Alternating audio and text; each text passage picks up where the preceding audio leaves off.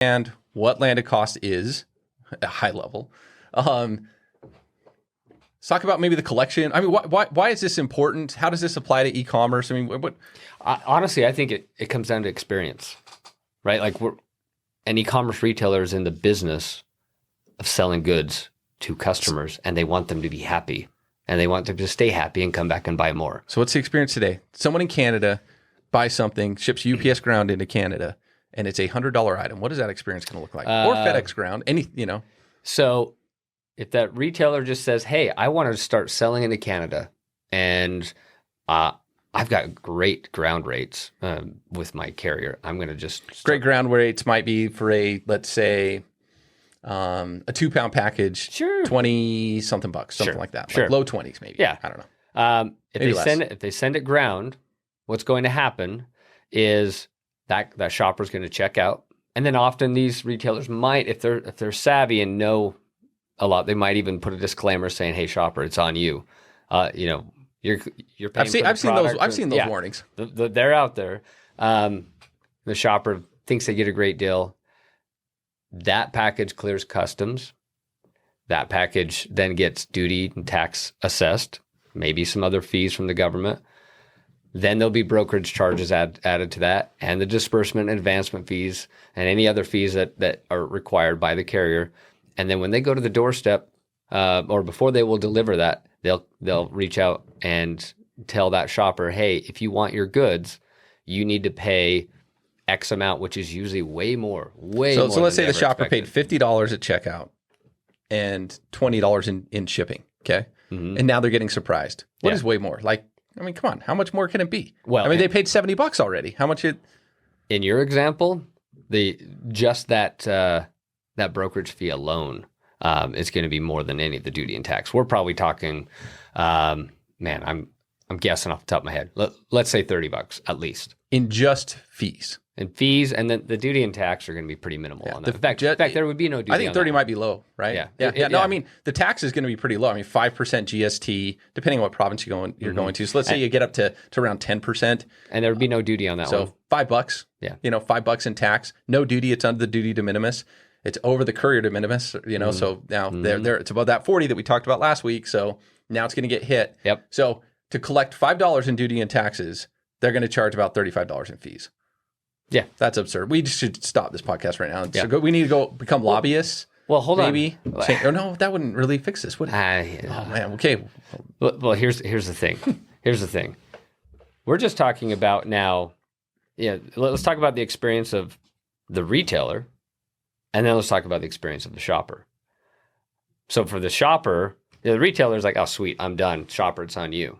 Right? That was easy. They think they've washed their hands of it. Well, when that shopper gets the bill, they go, "Nah, I'm not paying this. I already paid $70. Forget that."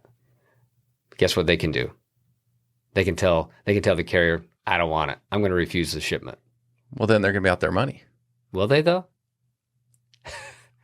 These credit card companies are pretty good at taking care of their customers, right? So they can do a chargeback, and it just turns into a whole fiasco of now the shopper will get with their credit card company and try to do a chargeback, which is really expensive for the retailer and just time consuming and painful for everyone involved. So the retailer loses their $70. Yep. And why did and honestly, I mean, the shopper's winning this chargeback because it didn't even get delivered. I mean, It made it to customs. Right. So when all they need to do is claim non-delivery. Yeah. And they'll peasy, win right? every time. Yep. And then the retailer, don't forget about this. This retailer also has a package that's stuck in another country.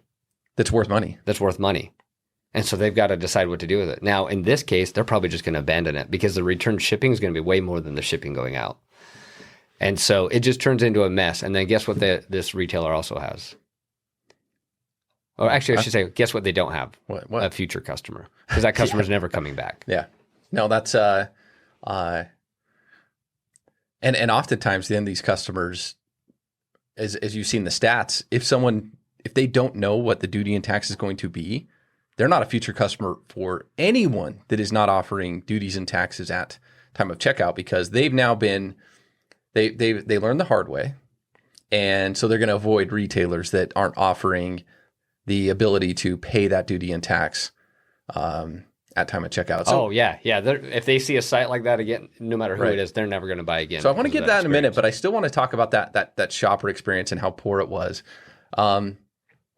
Even when they do pay, right? Like how do they pay? Like this is really sophisticated, right? There's like tap, Apple Pay, just online, just quick. It depends, right? Like who's collecting? Every carrier's kind of got their own systems that they're trying to collect. Some of it could be just showing up at the doorstep and needing cash. It all depends on the country it's going to and who's trying to collect. But if you're needing cash, that would be just like a,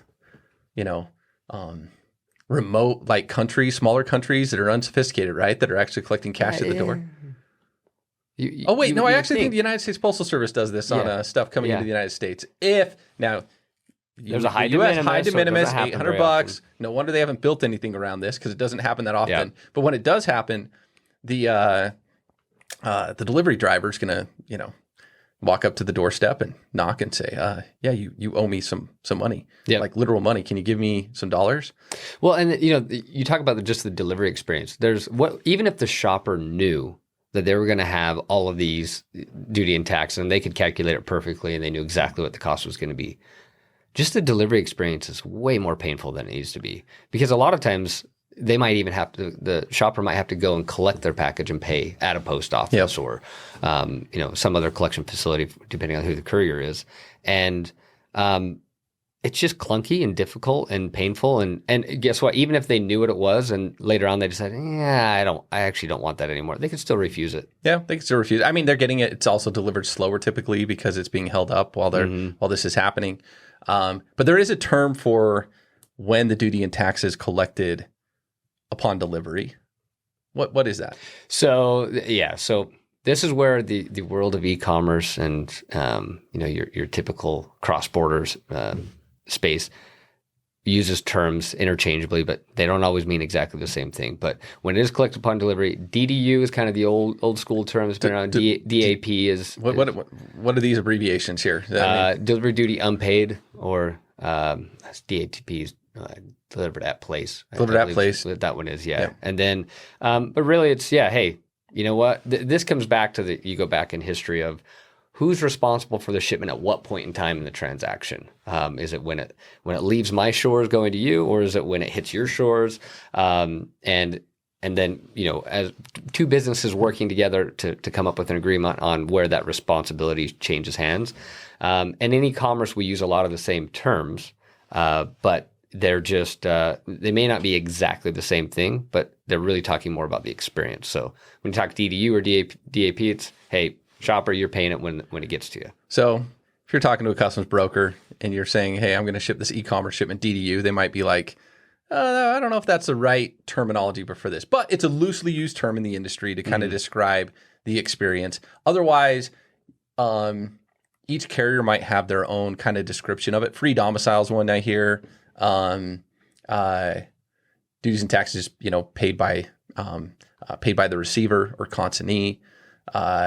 So it's not really consistent across the the industry how it's described, but except when everybody gets in a conversation, DDU is kind of the one that just pops up. Yep. No, that's just the one that everyone knows. And then on the flip side, the term DDP is that it's all paid when it's all done. When the transaction's complete at the time of purchase, the seller's the one taking on the responsibility to make sure that's all paid. Now, normally outside of e-commerce, the seller's the one actually arranging for the import and clearance and taking care of all of that. And in e-com, it's really more of a, hey, you pay, the carrier's still taking care of the clearance and they're billing somebody else for the duty and tax besides the recipient. Okay, so you have a shipment that's leaving from the United States going into France and it's clearing customs. Typically, this is probably getting cleared by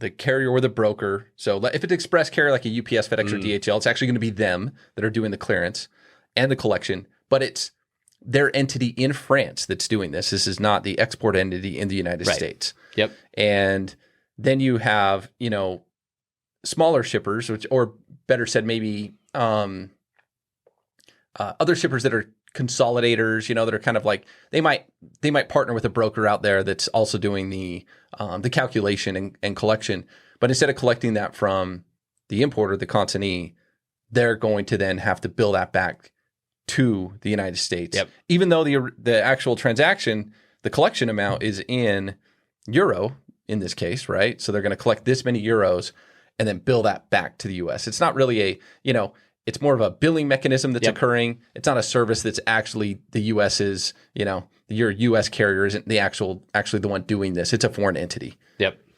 That's exactly how it works. And of course there's costs and fees associated with that billing and everything, but it's part of the experience, right? You need to create that experience for the shopper to shield them from that. So that way it can feel as much like buying from a local e-commerce company as possible.